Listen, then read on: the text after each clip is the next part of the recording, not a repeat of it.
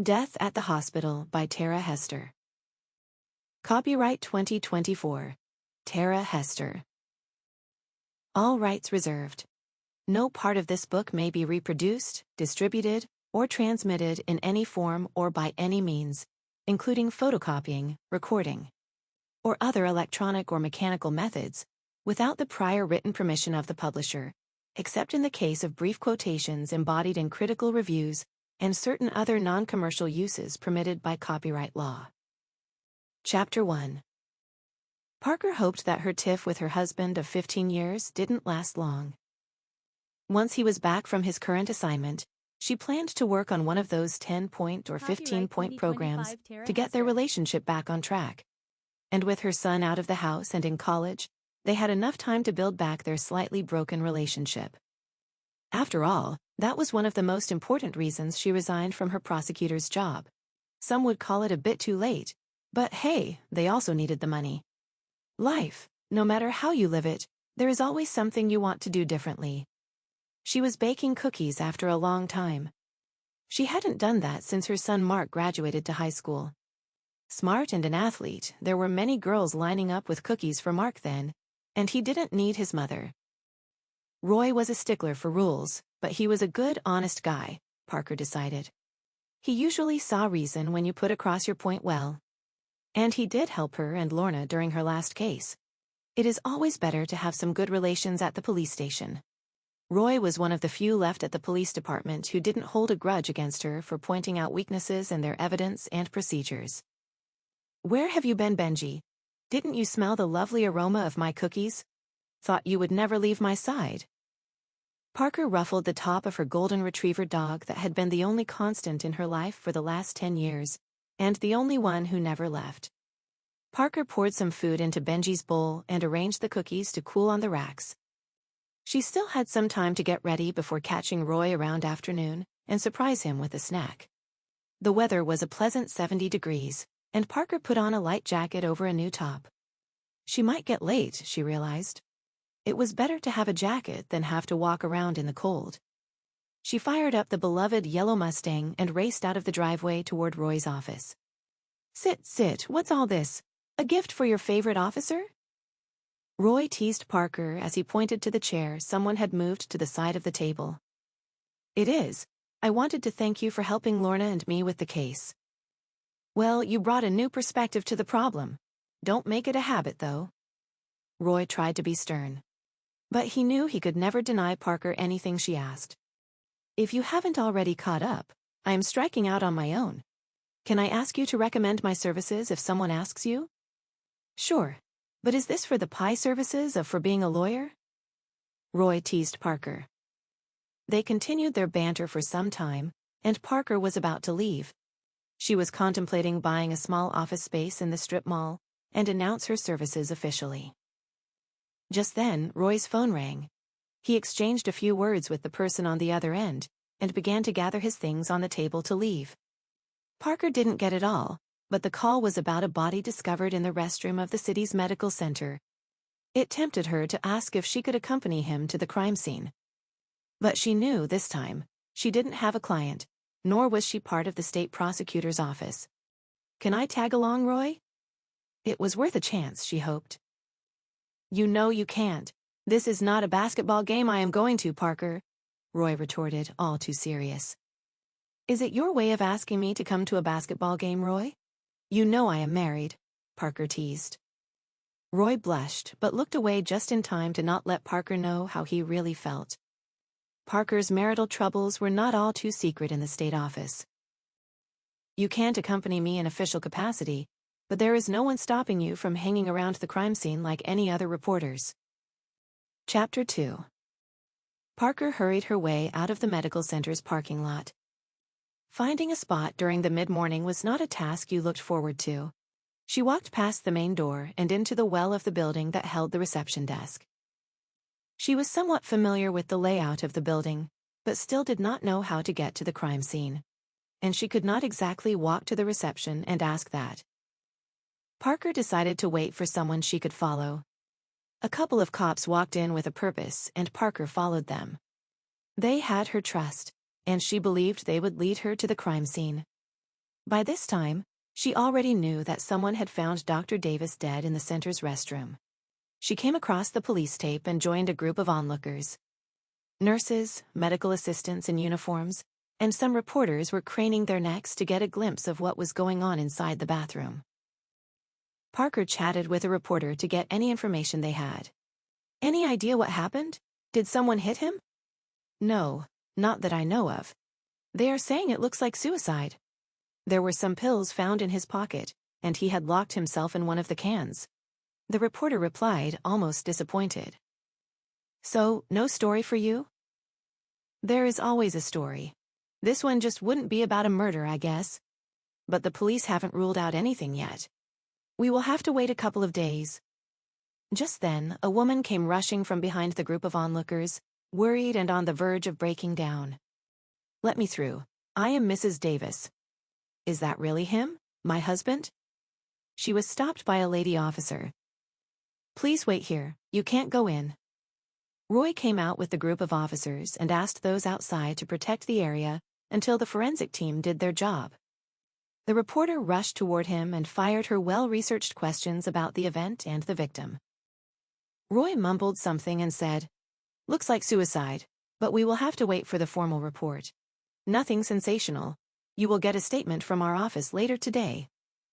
Nothing more to do here, Parker realized, and finally decided to go have a peek at that office. Why was she even there anyway, really? The strip mall office was enormous for her, and if she hires anyone in the future, there was enough space to set up the usual office furniture. Now all that she had to reflect on was what her plans were for the future. Parker looked at her watch and decided to head home. Benji too must be hungry. She had almost forgotten that she needed to buy some dog food for Benji. She walked into Walmart at the other end of the strip mall, and then straight onto the pets aisle, ignoring the smell of fresh baked products that lined near the entrance of the store. "Here, Benji, get your chow, you blondie." Parker sat on the kitchen stool and checked her answering machine. "No calls for me, Benji. Do you think I am pathetic to hope for a call from a new client?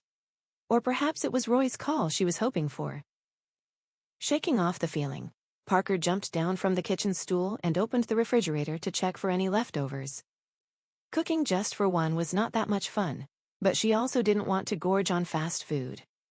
That is a slippery slope once you get into the habit of eating drive-through food, she thought.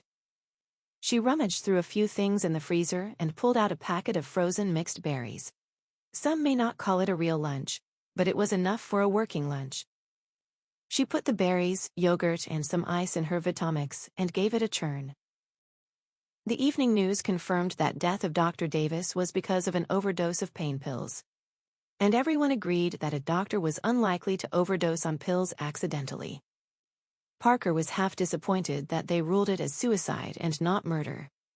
The high of solving her first murder case at the tech cluster hadn't subsided yet. She turned off the TV and began ruminating about her husband. He should be back in a week or two now. Chapter 3. Parker shut off the buzzer on her bedside clock as the first rays of light peeked through the room curtains and started her routine. Although she did not have to report for work every day, and at a specific time, Parker followed a strict routine. She changed into her running gear and gulped a few sips of orange juice on her way out. The crisp, cool air of the spring morning was always the best drug, she realized. Her trusted companion, Benji, challenged her to run faster. Back home from the run, the smell of hazelnut pervaded the room as Parker entered through the kitchen door. She had to decide. There was no scope to dilly-dally anymore. She was too young to retire in her 40s. There was a lot more she could do, perhaps start working the pro bono cases. Her phone rang her out of her brooding, something she had done a lot these days. Parker glanced at the unknown number and tried to recall if it was someone she knew. But then took the call anyway. "Hi. Hi. I am Mrs. Davis. Is this Parker? I got your number from Roy." The voice on the other end clarified. It took Parker only a few seconds to connect who Mrs. Davis was.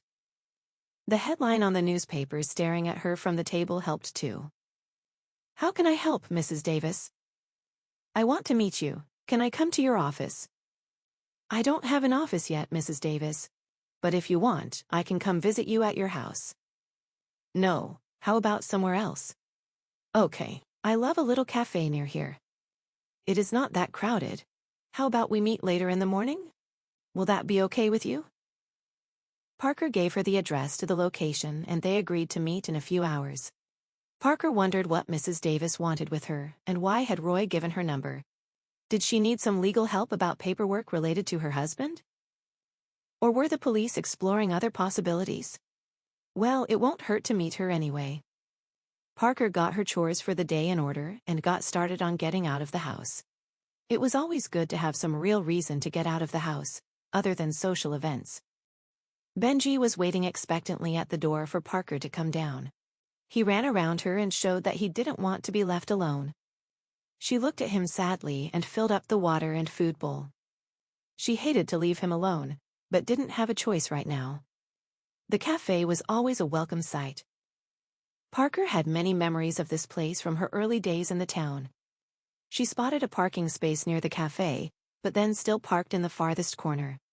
Parker was a health nut and trained herself to maximize physical activity at every possible opportunity she could.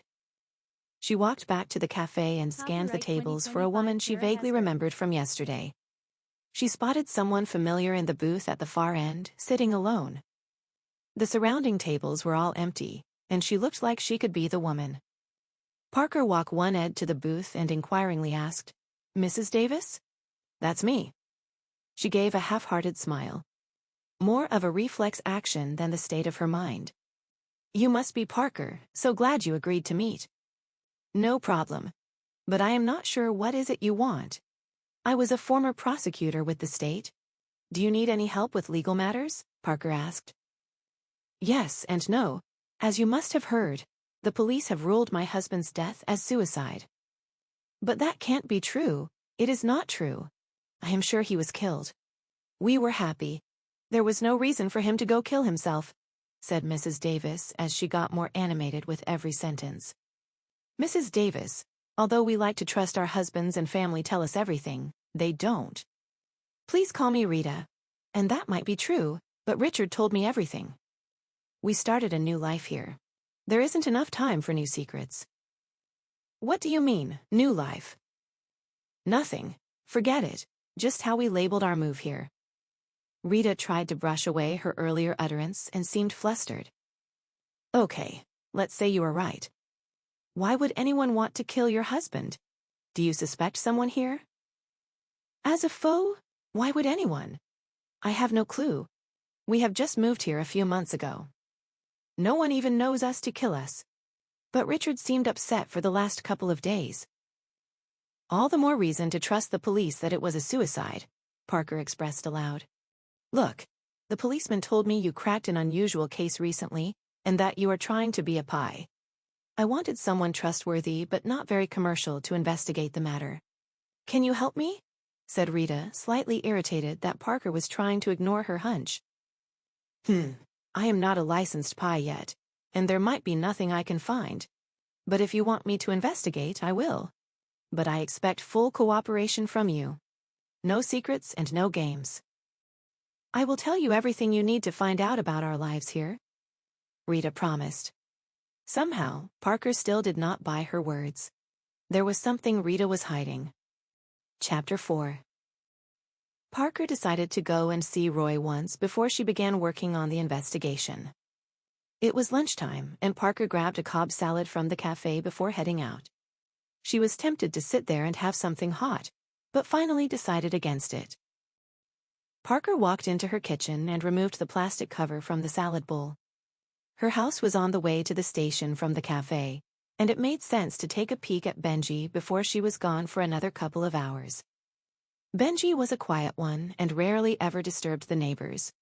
But she owed Benji some company, especially after her son flew off to college.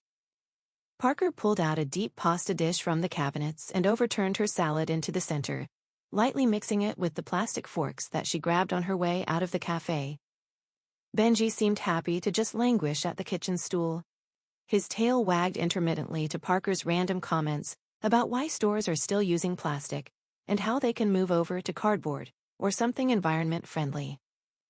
Roy was not in his office as Parker noticed, about to knock on the door. Not sure what to do, she sat on the row of chairs outside his office. She checked a few messages from different legal groups on her phone.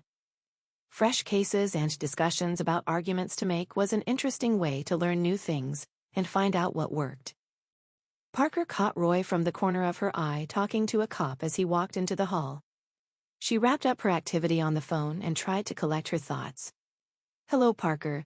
What do I owe the pleasure of seeing you again?" Was Roy teasing me or was that sarcasm? Parker wondered, and then brushed the idea aside. "It is about that Davis woman. You gave her my number," she said. "I should thank you for that, I think." "You can, but that is not what you are here for, are you?" "No, I am not. Can you tell me what you have found about Dr. Davis?" "I can't. And if you are going to make a profession out of it, investigating, I suggest you get a PI license. Or I might have to arrest you one of these days if someone files a complaint." "I know, I am just not sure about it yet." "Well, it is an open and shut case for us. He died of OD, and there were pills on him, no marks of struggle or force. There isn't really much that screams murder here." "But his wife deems so. Did you explore the possibility?" Parker persisted. "You know how it is, Parker. There is nothing here to go on. But if you can find anything, tell me and we can take another look. Don't do anything to get arrested, okay?" It was clear Roy was not interested in pursuing other leads, or rather digging out new leads. It was just another number for him. Parker decided to go to the medical center and find out more about Dr. Richard Davis. The kind of person who he was, and was there any reason for him to take his life? This time, Parker walked straight to the reception desk. She asked to talk to the person in charge at the time about Dr. Davis's death. After explaining to her about Mrs. Davis's request, the administrative director agreed to allow Parker to talk to the staff who worked with Dr. Davis. She spent the rest of the afternoon talking to nurses and the support staff in the accident emergency department, where Dr. Davis worked most of the time. Everyone confirmed he had recently joined the hospital and that they didn't understand him that well. "How well did you know Dr. Davis?" Parker asked one of the nurses at the nurses' station. "Not too well. He was here just for a few months, and we have rotating shifts. Do you think he could have, taken his own life?"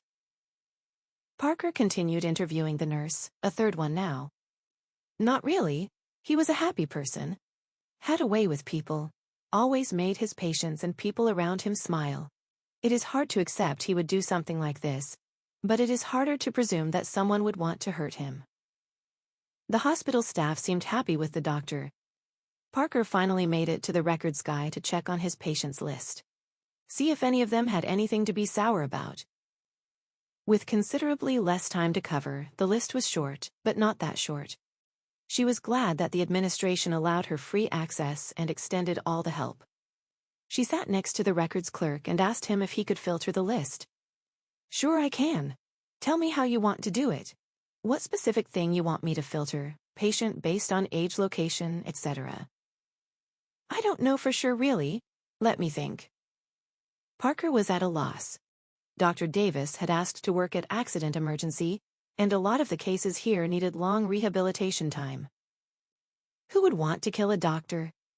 And then the obvious came to her mind. "Can you tell me how many patients died under his care?" He swiftly executed a few strokes on his keyboard and came up with a short list. "Only a few." Parker dug through the details of the case. One in particular grabbed her attention. A car accident victim, a young boy. He seemed to have survived the accident, but then died after Dr. Davis had attended him in the emergency. Loss of a young boy can be painful. Parker mused of her son, and a lump rose to her throat as she tried to push away the feeling. "Can you tell me more about this one? Name and an address, perhaps?" Parker asked. "I don't know. I am sure we are not supposed to give out personal information to anyone, and you are not with the police," the clerk replied. Parker decided not to push. Roy had promised to help her if she could prove other possibilities. Then she had an idea. Why not talk to the nurses in the accident emergency area? They might remember something. The case was only a couple of weeks old. Parker walked to the emergency area and asked the station nurse if she had a couple of minutes to talk. "Sure, I can give you a couple of minutes, but I can't promise if I can stay that long." The nurse joked and seemed in a good mood. "I am here to dig a bit about Dr. Richard Davis. Poor guy, can't fathom why he would take such a step. He seemed so happy and everyone loved him here. Even his patients, who were in extreme pain. About that, I heard that one of his patients died, a young boy. Do you remember anything special about that?" Parker steered the conversation to the topic she wanted. "Oh yes, that was horrible. Poor Dr. Davis, he had to face that man. The kid's father just charged at him and hit him squarely in the face. He even accused him of killing his son." "Do you remember who it was?" "Not right now." She tried to recollect. "But give me your number and I will call you if I remember anything." Chapter 5. Lorna and Parker had met regularly again after they collaborated on Parker's last case. Once besties, they had gone their separate ways because of Lorna's misadventures with the secure government databases. Lorna was a child prodigy and was saved in time. A guy at one of the government law agencies spotted her talent and groomed her in ethical hacking. Now she worked freelance for the government and other corporate establishments. "Hey girl, how's your week? Interesting much?" A short, slightly chubby girl with a leather jacket walked into the ice cream shop. "I am almost retired, you know. But I am this close to deciding about taking the pie route," Parker said. "You know who to ask for any tech help? That is, if you can afford me." Lorna winked, indicating that money was no object and that she would pitch in. "Well, if you are being so generous, I guess I have something you can dig into." "What? You already have a new case? You are unstoppable. What's it this time? Another murder?" asked a visibly excited Lorna. "Nothing that exciting yet. Not unless you can find out something." "What do you want me to do? And what is it about?" "It is related to that doctor's death. You catch that on the news yesterday?" Parker asked. "Yeah, but they said it was a suicide. You see otherwise?" "I don't, but the wife does. She came to see me and told me she was sure Richard wouldn't kill himself. But I wonder she is telling the entire story." "What can I do?" Lorna looked confused. "I want you to browse his personal computer and check his emails and stuff. I went to the medical center today and found out that he had a tiff with one of his patient's father." Parker explained the whole thing to Lorna. "But are we allowed to do that?" Lorna asked, unsure of the legal implications of their actions. "We can, if Mrs. Davis agrees.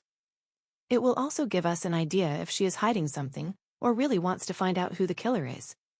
"Fine, let me know where to come. Or you can get me his computer and I will look into it." Lorna promised Parker and got up to leave. "Have to get back to work. But let's keep doing this. I mean, meeting once or twice a week to catch up." Parker decided to meet Roy and update him about what she had in mind about this potential suspect. It was always a safer alternative than having someone complain and get arrested. But she had just one thing to do before she got there. Parker picked up Dr. Davis's laptop and assured Rita that she will do everything to find out the truth. "So you are making a habit of dropping in whenever you want, aren't you?" Roy's expression defeated the sarcasm of his words. "I'm sorry I didn't call ahead. I can come back later if you are busy," Parker said, but didn't really mean any of that. She was eager to present her theory and get Roy on board. "Just kidding. Shoot." Roy leaned forward on the table, giving his complete attention to Parker. "I went over to the medical center today." Parker narrated the entire thing about interviews and how one of the patient's father had hit and threatened Dr. Davis just weeks ago. "We know about that, and he was not in town when we tried to contact him." "And that doesn't sound suspicious to you?" Parker asked, astonished. "He has been away, grieving. His wife was distraught. They just lost a young son, Parker." "And you believed her?" Roy got slightly irritated by the cross-questioning. "You do not have the right to come here and question me about how we do our jobs. There's more evidence that points to suicide than there is about any foul play." Parker sensed the anger building up and let it go. She needed Roy, at least until she decided to get her license. And well, to be fair to him, he was right. "Come back if you have something concrete and I will look into it," Roy murmured as Parker left his office. That didn't help much, Parker reflected, as she drove toward Lorna's apartment and workplace to drop off Richard's laptop. Chapter 6. "Benji, you lovable mutt. How are you? Were you waiting for me?" Parker hung her jacket in the closet and got ready to wind down. But Benji had other ideas. "Want me to take you out? I am sure you do. Go, get your leash, Benji." Tired and drained, Parker wanted to crash on the couch, but she knew she had to take Benji out to get his business done. They walked around the block with Benji aggressively smelling to find the right spot. The walk somehow felt more refreshing than she had thought. The cold air and a bit of activity always helped her. Parker removed Benji's leash and filled a glass of water. She sat sipping water at the table, as her thoughts wandered to what her son might be doing at his college, or where her husband really was. They all seemed to have grown apart in the recent years. Then she thought of Richard, and if that was the reason he killed himself. Was he feeling alone too? Rita said that they moved here recently but did not volunteer any information about their earlier place. She made a mental note of asking Lorna to look into the Davis family's past and dig out anything she can. Caught in thought loops, Parker finally turned in for the night and dragged herself up to her room, Benji following her into the bedroom. The next morning, Parker left a message for Lorna, asking her to get some easy history about the Davis family. If they were new here, perhaps someone from their past came looking for them. And Rita's vague reference and clamming up about their past was still troubling her. She fired up her computer and began researching about the pie licensing stuff. She had little lined up for the day and had to decide before planning her new career. The sooner she got back formally into something, the better. Sitting around the house and waiting for Peter to return from his job was not the life she was used to, and definitely not the life she wanted. The morning flew by quickly, and it was soon time to meet Lorna for lunch. She had a tight schedule for the day and could only squeeze in time for lunch. They decided to meet near her apartment for a quick something and talk about what she could find out about Richard Davis. "Have something for me?" Parker directly dove into the heart of the matter. She was cooped up in the house all morning, and her eagerness was more about doing something exciting than being rude. "Sit down, Parker. There is a lot we need to talk. I did a bit more than you asked. Hope that's okay. It's not like you are charging me right now. But if you did, I'm sure you followed your gut." "I did. First, bad news. There's nothing to put your finger on in his emails. Looks like an average guy, just some useless notifications, some medical group emails, and a few to friends," Lorna began. Parker looked disappointed and began thinking of other possibilities. "Now the good news, there's something definitely fishy about the family. I tried to find something about them from his emails a year ago, and there aren't any. All their social accounts, bills on his computer, everything begins just a few months ago," Lorna explained. "He must have bought a new computer?" Parker thought of the obvious first, for a change. "Yes, and I did some deep search about their names and still couldn't get anything from any databases. That drove me to go back to his emails. And that is when I thought of this." Now Lorna bent closer. "I suspected if he was using other devices and email IDs to communicate, in a different name, you know." "So did you find those?" Parker too agreed with the idea and leaned forward. "I can hack into the service provider's record, but is it really worth the effort?" Lorna asked. "No, we should be able to do this the legal way. I can get Roy to request all the logs from the provider, but still need a strong reason." Parker sounded doubtful, and I also kind of had a tiff with Roy. "Don't worry about that. I can see he has a thing for you," Lorna said, half-jokingly. "I think having no past records should get him interested, you know." Chapter 7. Parker narrated the finding to Roy the same afternoon. She also told him how Rita had clammed up after Parker asked her about their earlier place. "That does sound suspicious. Let me see if I can find anything on him in the government databases." Roy suggested. Or we can just go talk to Rita. Come with me and we will ask her again. Maybe she wouldn't lie if you were there with me. After all, you never asked her those questions before. They agreed it would be much easier and quicker to talk to Rita than put up a request for a search to the IT guy at the office. Rita looked visually distraught and in mourning, as Roy and Parker sat down on the couch in their sprawling home. Rita, there's something that we need to ask you. And it is important that you answer truthfully if you want me to find out about your husband, Parker began. Of course, anything. The last time I asked you where you lived, you evaded the question. But I tried looking you up and found nothing about you with your name search. This is very suspicious. Rita silently stared at the floor as if contemplating whether to tell the truth or fabricate a new lie. But then, how would a new lie help now? Richard was dead. You wouldn't, because Davis is not our real name.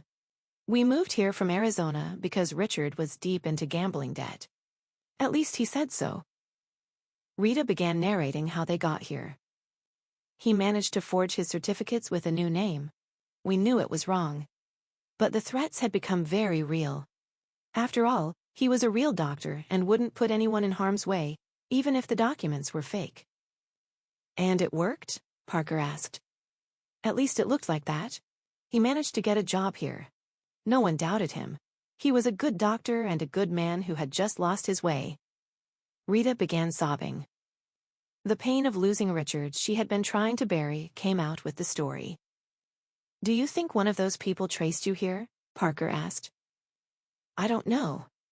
Did you ever see any of those people? Would you recognize any of them if you see them again? I saw only one man, that too once. I think I could recognize him. He had a peculiar gait while walking, you know.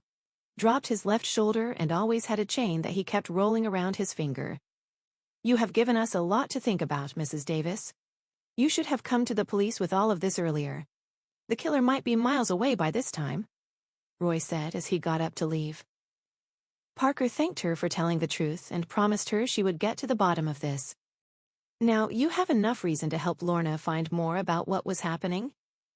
He might be getting threats on his old email ID or some other device. We need those records to find out more. Parker didn't waste any time and got on her agenda immediately. The new information was startling, and Roy had to investigate this angle. If there was a murder, he didn't want the killer to get away. There was still daytime left to get to the internet service provider and ask them to turn over the logs of Davis's IP address. Roy promised Parker to let Lorna have access to the logs and see if she could find anything. They decided to meet again once Lorna was done with doing her thing. Parker was in a good mood. Finally, there was something in the case that was more than just a depressing suicide. She hugged Benji as she entered the house and decided to have a good warm dinner. Cooking was not something she excelled at, but now, with time on her hands and Rachel on TV, she was ready to try her hand at making the recipes she loved to eat. Perhaps it would also add some spice to their fading married life. Chapter 8. Lorna walked into Roy's office all excited the next morning.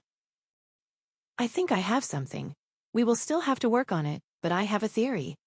It may sound far-fetched, but if you go through with it, I am confident there will be something there. Lorna had called Parker after she had the time to go through the service provider's records from the Davis's IP address. They decided to meet at Roy's office and discuss what Lorna thought she had found. Tell us, Lorna, what have you found? Roy was not very sure, but Lorna had helped a lot last time, and he wanted to give her a chance. I checked the IP records and found another device and email ID in use. I couldn't read the messages from the emails, but found that it was used to send emails and chat with an IP address used at the medical center. Lorna gave them the backgrounds of her findings. What does that mean? And why is that important? He could be talking to anyone at the center. After all, he worked there. Yes, but out of curiosity, I tacked down the IP address and narrowed it to the medical center pharmacy. How did you do that? Roy got suspicious. I don't think you want to know that. But hear me out. Lorna averted his gaze.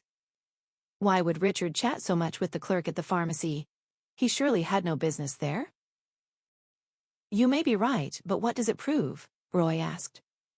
You know I won't do anything outside the law. We need to get permission to find out what was in those emails and chats, Lorna suggested. Or I can continue doing what I do best and find out who the device owner is, and we can talk to whoever that is. Lorna almost wanted to do that and not wait for the official records. Give me some time.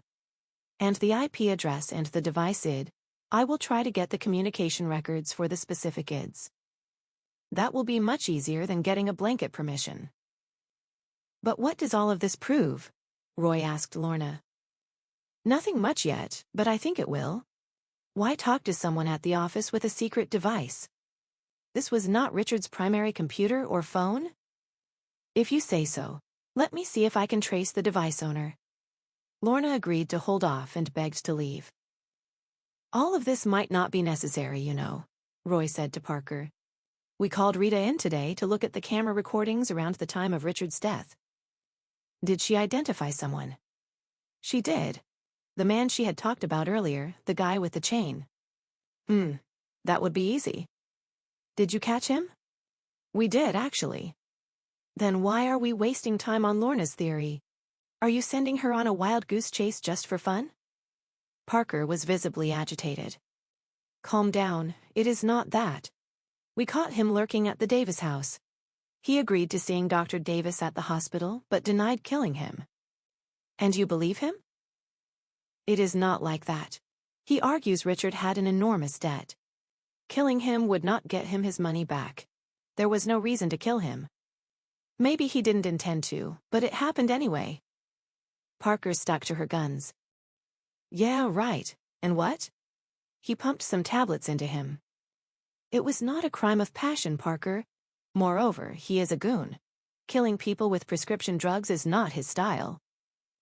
So you think someone else did it? Or he did kill himself to save his wife. Or like Lorna said, it is someone inside the building who did it. Chapter 9.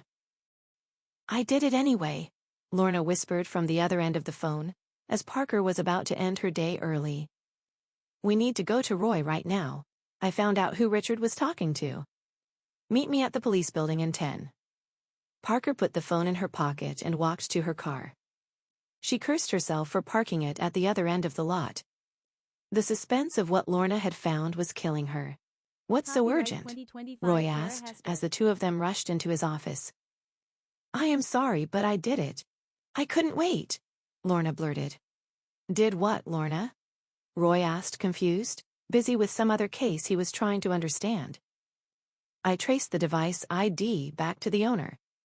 I took the device ID and checked it with other service providers in the city, and then narrowed it down to a residential address. He was not as savvy as Richard, or did not intend to hide his communication. Enough with the suspense. Who is it? Parker barked. It is the clerk working at the pharmacy. He was the one who was talking to Richard and chatting with him. You should catch him and get the truth out. Lorna's excitement was contagious. But Parker knew they could not use any of it. It is useless. We cannot use the evidence. Roy read Parker's thoughts. We still can. Collect the same information the right way. You don't need to disclose any of this to the clerk. Just ask him to come in and see if he spills the pills under pressure, Parker suggested with a devilish smile. Roy thought about the suggestion, and it looked worth a try. After all, the clerk didn't look like a habitual offender and might just break down under the right pressure. You can go now. You too. Let me handle this. And Lorna, that was not the right thing to do. I never heard anything you said. The two walked out without a comment. I hope I didn't botch up the investigation, Lorna asked Parker apologetically. Don't worry, Roy will find out a way to make it stick. Getting the records would have taken some time. After hearing about that, the police have reopened the investigation. He might have even fled, or destroyed the evidence. Don't worry, Lorna. It will be all for good if he is the killer, Parker assured her, and they decided to come and meet Roy again in the morning. Parker got coffee and donuts on her way to meet Roy the next morning. Lorna made an excuse. Maybe she was afraid that Roy would hold her in a cell. That would be funny, or not. Parker once again thought of the pie license and promised herself to start looking at the possibility seriously. "You were right again," Roy greeted her with a big smile. "You mean Lorna?" "Her too," he agreed. "We presented all the right facts and told him we had all their emails and chats. He didn't resist. Now all we need to do is cover our tracks and get all the official records," Roy continued. "But why did he do it?" Parker couldn't find a reason. Our good doctor was not all that good after all. He was forcing the clerk to do something illegal. The little guy couldn't do anything and succumbed to his pressure. He could surely have gone to his superiors, or come to you, Parker argued. Richard was thorough. He targeted him because he found a chink in the clerk's armor. Richard had some kind of information he held over the clerk's head. He thought he would lose his job if it got out and so agreed. But the pressure got all too much for him. What did Richard want him to do? Skim money? Something similar. Richard wanted the clerk to slip in fake drugs into the pharmacy. Apparently, that is what Richard did at his earlier location. And the debt? It was not a gambling debt. It was the money he owed to those fake drug sellers. But how did he do it? The clerk had Richard's trust, I guess. He heard our debt collector threaten Richard in the restroom, and thought it was a good opportunity to finish off the problem and blame it on the other man. So he offered Richard a drink as he got out of the restroom laced with pills. It didn't take long after that. Richard must have gone to the restroom because he felt unwell and collapsed there. Parker completed her thought aloud. Yes, and the clerk went inside and put the bottle of pill in his pocket. Clean and easy, hun. You really need to get that pie license if you wish to stay out of trouble, Parker, and also rein in that loose cannon. Parker thought she really needed to formalize her pie work. It was fun and exciting, and it gave her a lot of satisfaction at the end of the day. There will be some dull moments between good cases where she will have to follow people all day long, or will have to wait for hours, but it will be still worth the joy of putting real criminals behind bars. If only her life with Peter was back on tracks now. The end. About the author. Tara Hester is a passionate storyteller with a liking for weaving intricate mysteries and captivating amateur sleuth tales. Drawing inspiration from the everyday, Tara Hester specializes in amateur sleuths, ordinary individuals who find themselves in extraordinary circumstances.